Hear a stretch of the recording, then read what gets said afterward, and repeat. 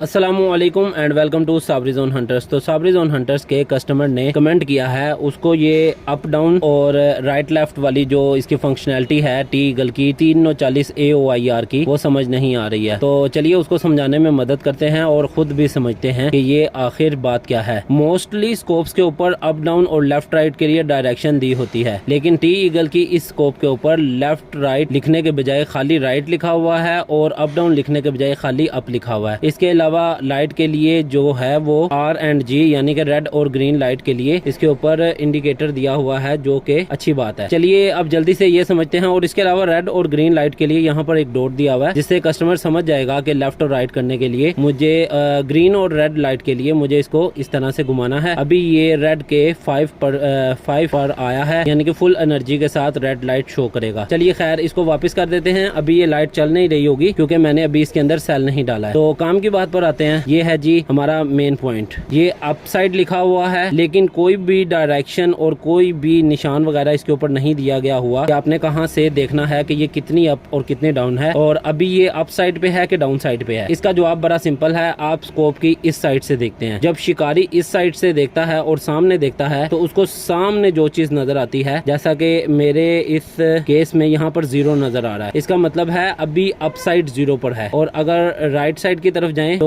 ये राइट है और ये अभी इधर भी 0 पर है, यानी कि राइट साइड पे अभी 0% पे है, यानी कि 0 साइड पे है। अब इसका मतलब ये है, अगर हमने निशाना अपना अप करना है तो हमें इसको बढ़ाना पड़ेगा 0 से। बढ़ाने के लिए मोस्ट इम्पोर्टेंट थिंग, बहुत से कस्टमर यहाँ पर अपना जो इक्विपमेंट है, जो स्कोप है, वो जाया कर देते हैं। तो सबसे पहले इसको ऊपर को उठाना है। ये मैंने 2 उंगलियों से इसलिए उठाया ताकि आपको अंदाजा लगे कि ये उठ रहा है। अभी मैं एक उंगली से उठाकर दिखाता हूँ। ये देखिए, 2 हाथों से नहीं, एक हाथ से उठाकर दिखा रहा हूँ, ठीक है। और ये अब ऊपर उठ रहा है, ठीक है। इसको ऊपर उठाना बहुत जरूरी है। अब इस टाइम ये अपनी अप साइड की सबसे लोएस्ट लेवल पर है। जैसे ही मैं इसको घुमाऊंगा, अब ये अप साइड पर ऊपर जाना शुरू हो गया है, यानी कि ये भी 1 पर आ गया है, ये भी 2 पर आ गया है, ये भी 3 पर आ गया है, ये भी 4 पर आ गया है। यानी कि जो हमारा एम पॉइंट है वो अब आहिस्ता आहिस्ता ऊपर की तरफ जा रहा है। इसी तरह ये अप साइड जो है ये मैनेज की जाती है। और जब मैं इसको वापस करूंगा तो आपने यहाँ पर भी एक चीज का ख्याल करना है। वो ख्याल आपने इस चीज का करना है कि आपने इस तरफ को नहीं घुमाना है। कोशिश करना है कि यहाँ से घुमाकर जैसे ही आप 14 पर चले गए, जैसा कि मैं अब 14 पर हूँ, ये मेरा लास्ट है। अब मैं चाहूँ तो ये मैं साइकिल दोबारा शुरू कर सकता हूँ, यानी कि अगर मैं इस तरफ को घुमाऊं तो ये घूम जाएगा, ये 0 की तरफ आ जाएगा। लेकिन आपने कोशिश ये करनी है, जब आप 14 पर आ गए हैं तो वापस आपने रिडक्शन की तरफ जाना है, पीछे की तरफ। जब आप पीछे की तरफ जाएंगे तो ये देखिए, ये दोबारा अब मैं 0 पर आ गया। अब ये दोबारा लोएस्ट लेवल पर आ चुकी है। तो समझाने के लिए तो